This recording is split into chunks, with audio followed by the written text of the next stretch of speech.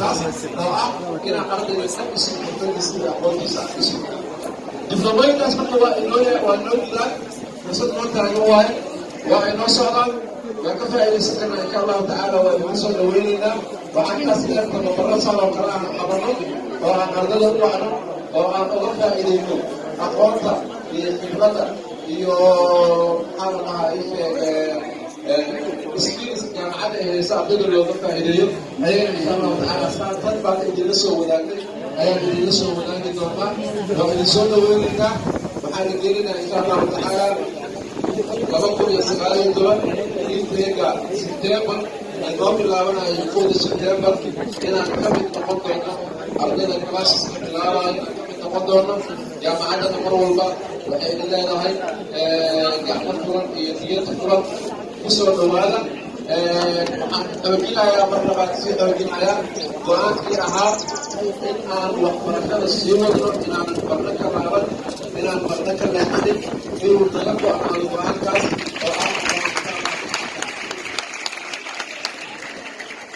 oo aan noqono insha allahu tacaala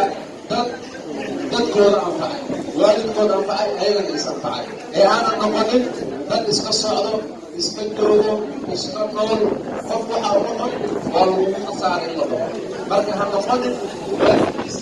iyo dadkiisa waxaan kusoo gabagabeynayaa annaga iyo reer galbeedka dadka muslimka iyo hadda ay sheegaya waxaan kula duwanahay reer galbeedka waxay galaan insurance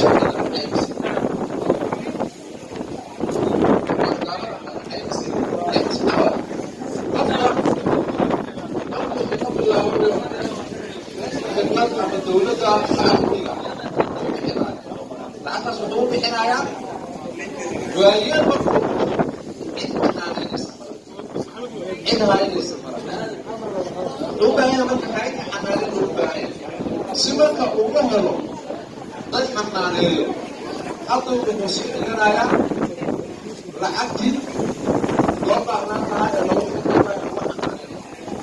annaga taas cagsigeed maxaan samayna waalid iyo lacag leel ma dhigaan laakiin ismaya annagii la gelinaya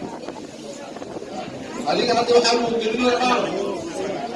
waa lagu barayaa waa lagu korinayaa waa lagu ilaalinayaa waa lagu daryeelayaa waay waalidka waayeel markuu beri noqo cidii anfici lahayd aad xanaaneyn lahayd adigo xoog kadib ma lagaaga baahno marka adigu waa kala xoogan diyaar lahay hay maxaan karaa macnama sameynaya maya waa inaad ogaan qaban kartaa oo shaqayn kartaa oo caafimaadkii waalidka daryeelkii waalidka waalidka kada waayeel markuu ahaa asaa qaraabo shaqaysanayo qaraabada ee markuu da'yaraa oo dhalinyara asaa shaqaynayo oo qaraabadii xiriirnayo wax bixinayo hadda waayeel hadduu waa doosikiisa waxaasoo dhan maxaa ku noqon kartaa marka inaad marka